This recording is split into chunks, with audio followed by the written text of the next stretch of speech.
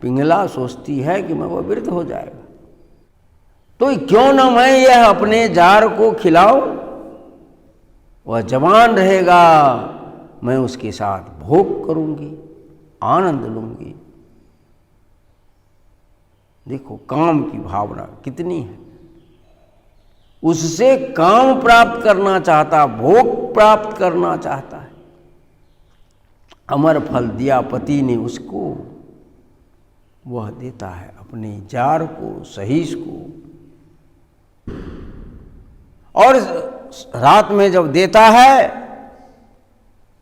कहता है इसको खा लो। कहा क्या है? कहा ये खाओगे ना तो तुम जवान हो जाओगे, जवान रहोगे सब दिन। मैं और तुम दोनों सदा आनंद करेंगे, सदा आनंद करेंगे, विषय आनंद, काम आनंद।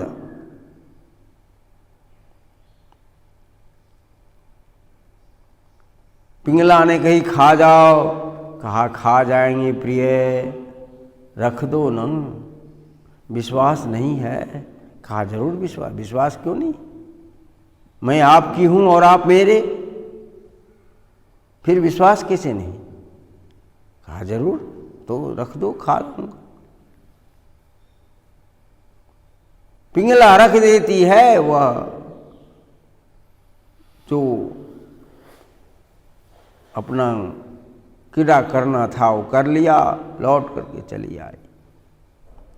घोड़ा का सही सोचता है कि मैं खाऊंगा, जवान रहूंगा, लेकिन मैं जिससे प्रेम करता हूं वह तो बूढ़ी हो जाएगी। वो क्या हो जाएगी? बूढ़ी हो जाएगी। क्यों ना यह अमर फल मैं उसको दूं, अपनी प्रियतमा को। घोड़ा का सहीश एक वेश्या से प्रेम करता था। कितना आश्चर्य का है विषय, कितना है इसकी गहराई, इसकी आसक्ति, यह भोग की वासनाएं, जरा से इसको समझिए। कहता है वह वेश्या से प्रेम करता है, वह सोचता है कि मैं उस वेश्या को क्यों नहीं दूं, जिसके साथ मैं प्रेम करता हूं वह जवान रहेगी, मैं सदा आनंद लूंगा। और वह फल दूसरे रोज वेश्या के पास वह घोड़ा का सहीश दे आता है। जब घोड़ा का सहीश वेश्या को फल देता है, वेश्या पूछती है कि ये क्या है। कहा इसे खा जाओ प्रिय। कहा क्या होगा? कहा ये अमर फल है, तुम सदा जवान रहोगी, नौजवाना रहोगी, हम दोनों आनंद करेंगे। कौन सा आनंद? विषय आनंद। कावा विमुक्ति विषय विरक्ति, शंकराचार्य जी कहते कौन सा आनंद लेंगे? तो विषय आनंद। देखो कहते हैं हम आनंद लेंगे, हम दोनों आनंद करेंगे।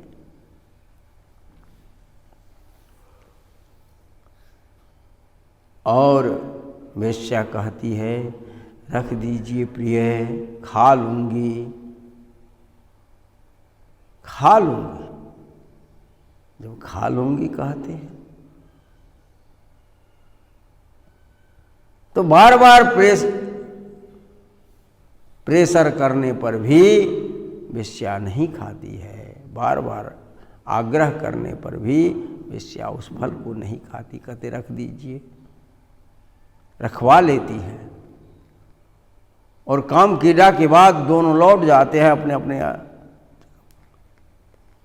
और वेश्या सोचती है कि मैं एक जन्म में जो कर्म किया उसका फल तो यह शरीर व्यापार कर रही हूं, और यह शरीर व्यापार मैं कितना दिन तक करूंगी? ये फल मेरे योग्य तो है नहीं, यह फल तो इस देश के जो राजा भर्तहरि है उसके योग्य है। मैं क्यों खाऊं? नगर वधू वेश्या, वेश्या को नगर वधू पहले कहते थे। कहा ये फल मैं कैसे खाऊं? एक बहुत बढ़िया सुंदर सा सोना का प्लेट में उस फल को लिया, कसीदा काटा हुआ रेशम के एक रुमाल से उस फल को ढक दिया। स्वर्ण प्लेट में वह अमृत फल को, अमर फल को रख करके कसीदा काटा हुआ रेशम के मलमल रेशम के कपड़े से ढक करके वह वेश्या स्नान करके सुबह राजा भर्तृहरि के पास आती है और वह फल अर्पित करती है। जब फल अर्पित करती, कहा क्या है? कहा राजन, यह अमर फल है, यह अमर फल है, इसको आप खाइएगा तो अमर हो जाइएगा। इसलिए मुझे प्राप्त हुआ तो मैं सोचा कि ये फल के योग्य तो मैं नहीं हूँ, मैं तो एक जन्म के कौन सा चूक किया तो आज देह व्यापार कर रही हूँ। इस फल के योग्य तो आप जैसे धर्मात्मा राजा हैं, आप हमारे राजा हैं, इसलिए इस फल को मैं आपको अर्पित करने आई हूँ। कहा आपको दिया कौन?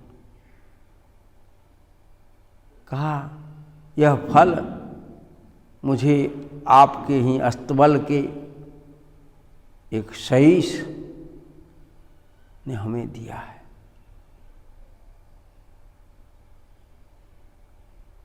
भर्तृहरि के पैर के तले की जमीन खिसक गई। भर्तृहरि तो पहचान गया कि यह वही फल है जो मैंने रानी अपनी रानी पिंगला को दी थी। और भर्तृहरि ने रानी को बुलाया, सहीस को बुलाया, वेश्या को, वेश्या तो थी।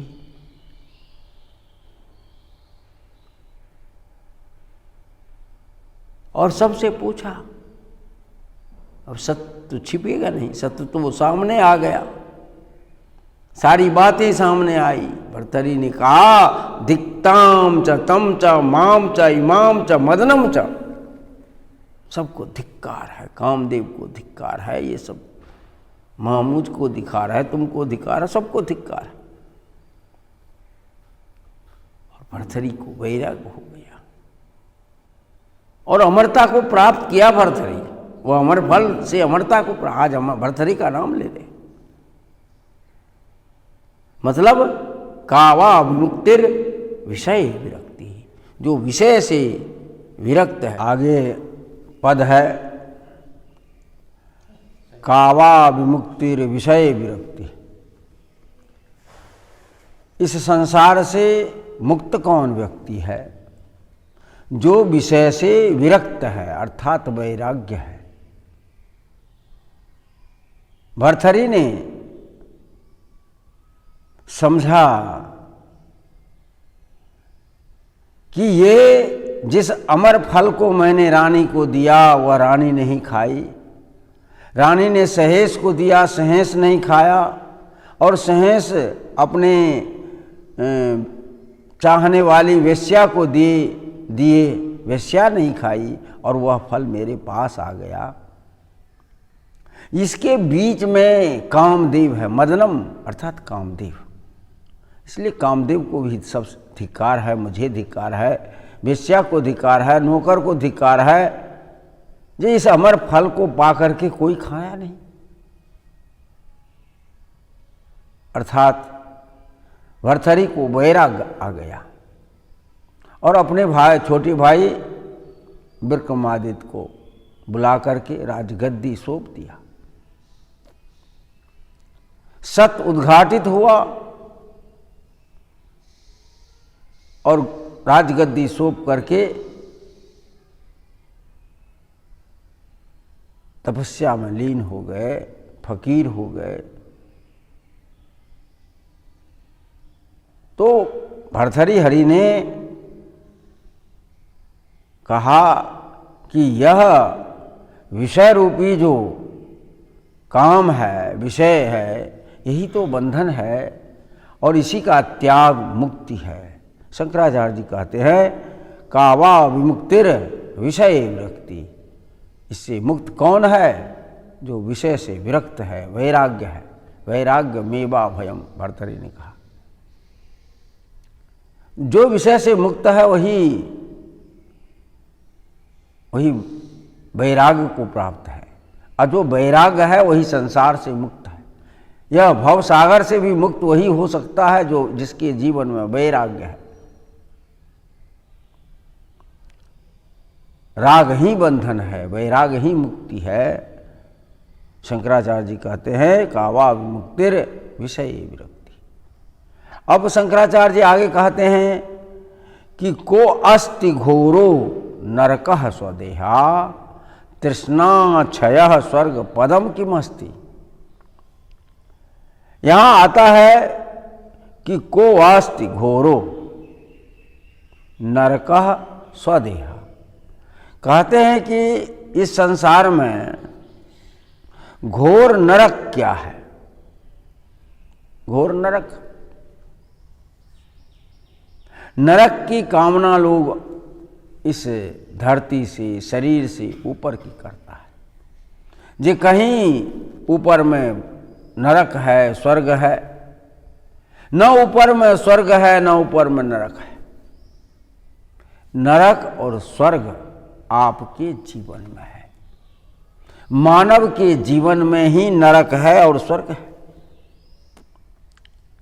इसलिए शंकराचार्य जी कहते को आस्ति घोरो।